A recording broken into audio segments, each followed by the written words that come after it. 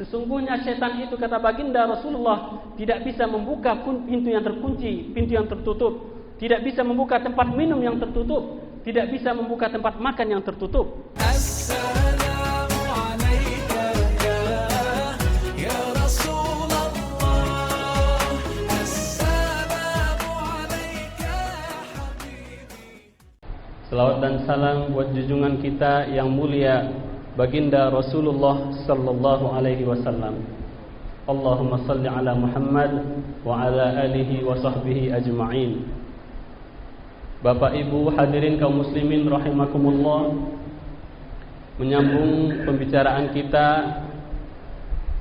pada pertemuan sebelumnya tentang bagaimana menjaga keistiqomahan amal kita sepanjang hayat kita, bukan hanya pada bulan Ramadan, yaitu dengan tidak mengikuti langkah-langkah musuh yang senantiasa menyesatkan kita. Selanjutnya pada kesempatan yang berbahagia ini, sejenak kita kenali siapa musuh kita itu. Yang di dalam Al-Quran Allah subhanahu wa ta'ala menjelaskan, di dalam banyak ayat Allah menegaskan, innahu lakum aduwwum mubin. Sesungguhnya setan itu bagi kalian adalah musuh yang nyata. Ya ayuhan nas, la taghurrannakumul hayat, inna wa'dallahi haqqun, fala taghurrannakumul hayatud dunya, wa la yaghurrannakum billahil gharur, inna syaitana lakum aduwwun fattakhiduhu aduwwa. Wahai manusia, sesungguhnya janji Allah itu adalah sangat benar. Maka janganlah kalian tertipu oleh dunia, dan janganlah kalian tertipu oleh sang penipu. Sesungguhnya syaitan itu bagi kalian adalah musuh, maka jadikan dia sebagai musuh. Jadikanlah syaitan itu sebagai musuh, kata Allah subhanahu wa ta'ala. Bapak-bapak kaum muslimin sidang jamaah rahimakumullah, jadi musuh kita itu bernama syaitan. Secara bahasa, syaitan itu berasal dari kata bahasa Arab yang berasal kata dari kata syaitana, yang berarti ba'uda atau jauh. Dari asal kata ini kita bisa menangkap makna yang dalam atau makna yang tersirat dari kata ini, dari kata syaitan, bahwa syaitan itu adalah makhluk yang Allah ciptakan, yang pekerjaannya adalah ingin menjauhkan kita dari Allah subhanahu wa ta'ala, ingin menjauhkan kita dari jalan yang lurus yang menyampaikan kita kepada Allah subhanahu wa ta'ala, dari kata-kata syaitana. Sementara sebagian ulama mengatakan bahwa syaitan itu berasal dari kata-kata syato. Syato artinya ihtaraqa atau membakar, dan ini sesuai dengan asal penciptaan mereka yang diciptakan dari api yang membakar, yang sasarannya adalah bagaimana kita umat manusia, Bani Adam ini bersama-sama menjadi bahan bakar api neraka, sebagaimana halnya syaitan telah dikutuk oleh Allah subhanahu wa ta'ala untuk menjadi bagian ini. Innama yad'u hizbahu liyakuna min ashabis sa'ir, kata Allah subhanahu wa ta'ala. Sesungguhnya mereka menyeru para pengikut-pengikut mereka, golongan-golongan mereka, agar sama-sama menjadi penghuni ashabas sa'ir, penghuni neraka yang menyala-nyala. Ini dari kata-kata syato, yang berarti membakar. Dari sini kita lihat, kalau seandainya kita mengikuti setan, dari makna bahasanya saja kita bisa melihat, kalau kita ikuti setan, maka yang terjadi adalah kita akan jauh dari Allah subhanahu wa ta'ala. Yang kedua, setelah jauh dari Allah subhanahu wa ta'ala, tempat kembali kita yang disediakan, yang diajak kita ke sana oleh setan adalah neraka jahanam, yang di dalamnya kita jadikan sebagai bahan bakar. Ini dari sisi bahasa. Adapun dari sisi istilah bapak-bapak, ibu-ibu kaum muslimin rahimakumullah, syaitan adalah kullu mutamarridin 'ala Allahi minal insi wal jinni wad dawab. Sesungguhnya syaitan secara istilah adalah setiap pembangkang kepada Allah subhanahu wa ta'ala, dari kalangan jin, dari kalangan manusia, dan juga dari kalangan binatang. Kalau begitu kita bertanya, kalau begitu syaitan juga ada berupa manusia? Ada. Dan ini dijelaskan oleh Allah subhanahu wa ta'ala di dalam surat Al-An'am ayat 112. Allah subhanahu wa ta'ala menjelaskan, A'udzu billahi minasyaitonir rajim, bismillahirrahmanirrahim. wa kadzalika ja'alna likulli nabiyyin aduwwan syayatinal insi wal jinni yuhi ba'duhum ila ba'din zukhrufal qawli ghurura. Sesungguhnya kata Allah, demikianlah kami jadikan musuh bagi para nabi itu. Ada setan yang dari kalangan jin dan dari kalangan manusia. Sifatnya apa? Sama sifatnya. Yuhi ba'duhum ila ba'din zukhrufal qawli ghurura. Yang mana sifat mereka sama, yaitu saling memberikan wahyu, memberikan inspirasi, memberikan ilham untuk saling menipu sesama mereka. Itulah gunanya setan, itulah pekerjaannya setan, untuk menguji kita dengan tipu dayanya. Dan juga hal ini banyak dilakukan oleh manusia. Maka di sini Allah Subhanahu wa taala menjelaskan bahwa setan dengan sifatnya yang menipu itu ada juga dari kalangan manusia. Sedangkan Bapak Ibu yang berbahagia, iblis berbeda dengan setan. Iblis itu adalah golongan jin yang melawan kepada Allah Subhanahu wa taala, dan dia adalah kepalanya setan. Yang pertama kali mengajak makhluk Allah Subhanahu wa taala untuk kufur kepada Allah Subhanahu wa taala, walaupun mereka itu kenal dengan Allah. Mereka beriman kepada Allah. Makanya di sini kita lihat, untuk jadi kafir itu bukan hanya karena kita bodoh, bukan karena ketidaktahuan. Banyak orang yang tahu, akan tetapi dia kufur kepada Allah Subhanahu wa taala. Maka kita lihat di dalam khazanah keilmuan keislaman kita, ada buku-buku yang ditulis sangat bermanfaat dan sangat bagus. Penulisnya adalah orang kafir, para orientalis misalkan. Mereka punya ensiklopedia hadis, ada juga ensiklopedia Al-Quran, dan juga banyak buku-buku yang mereka karang, yang di dalamnya mereka menyampaikan berbagai macam kebenaran.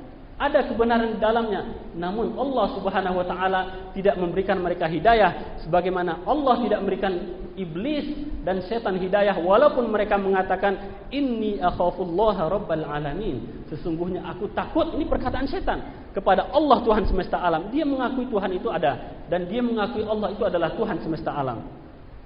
Ini iblis dan setan. Namun sifatnya Bapak Ibu yang dirahmati Allah Subhanahu wa taala, sifat iblis dan setan kalau boleh kita singkat, kita bisa menyingkatnya dengan sebuah ungkapan yang barangkali memudahkan kita untuk mengingatnya. Singkatan ini boleh saya sampaikan begini: setan itu sifatnya adalah melihat bentuknya lemah, melihat bentuk lemah, penipu, tidak berilmu pula. Melihat bentuk lemah, penipu, tidak berilmu pula. Ini saya singkat untuk memudahkan kita untuk mengingat sifat-sifat setan. Yang pertama, melihat. Maksud di sini adalah bahwa setan itu melihat kita sementara kita tidak melihat mereka. Innahu yarakum huwa wa qabiluhu min haitsu la tarawnahum. Sesungguhnya setan itu, kata Allah, melihat kalian, memandang kalian sementara kalian tidak bisa melihat mereka. Ayat ini menegaskan kepada kita untuk lebih berhati-hati di dalam kehidupan kita. Ayat ini juga menegaskan kepada kita bahwa setiap saat setan itu selalu waspada kepada kita. Di sini Allah menjelaskan huwa wa qabiluhu, setan itu melihat kalian dan juga kabilahnya, golongannya, baik dari kalangan jin dan manusia. Artinya mereka selalu standby untuk bisa menyesatkan kita. Dan ini seharusnya kita jadikan pelajaran di dalam kehidupan kita. Kalaulah setan saja bisa gigih, bisa sungguh-sungguh untuk menyesatkan kita, selalu memandang kita, mencari-cari celah untuk bisa menyesatkan kita, seharusnya kita sebagai umat manusia yang ingin berjalan di jalan Allah, ihdinas siratal mustaqim, juga seharusnya lebih gigih bagaimana kita supaya selamat di dalam meniti jalan ini. Yang kedua, melihat bentuk. Artinya setan adalah makhluk yang Allah izinkan dengan kuasanya untuk berubah bentuk. Makanya ada kalanya setan itu datang berupa bentuk manusia. Dan hal itu pernah terjadi pada zaman Rasulullah sallallahu alaihi wasallam, di mana ketika kaum kafir Quraisy bermusyawarah, mereka ingin Nabi Muhammad sallallahu alaihi wasallam diam, tidak lagi menyebarkan agama Islam, dan di antara mereka itu bermusyawarah para pemuka Quraisy saat itu.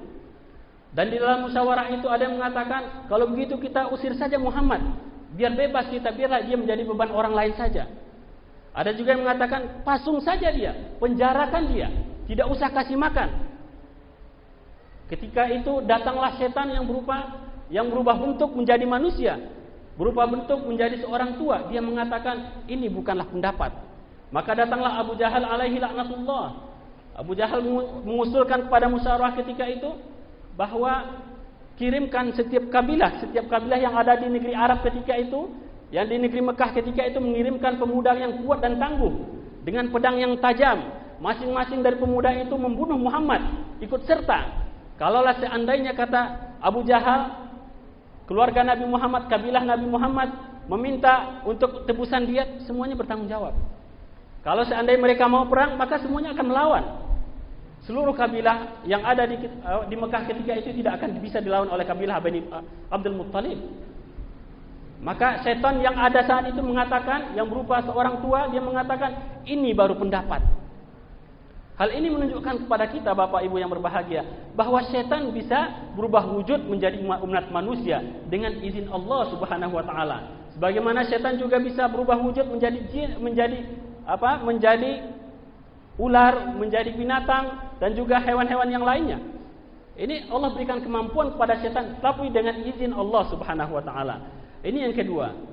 Selanjutnya adalah lemah, melihat bentuk lemah. Dia adalah lemah. Wa ma kaidas syaitani illa dha'ifa. Inna kaidas syaitani kana dha'ifa. Sesungguhnya tipu daya setan itu adalah sangat lemah, kata Allah Subhanahu wa taala.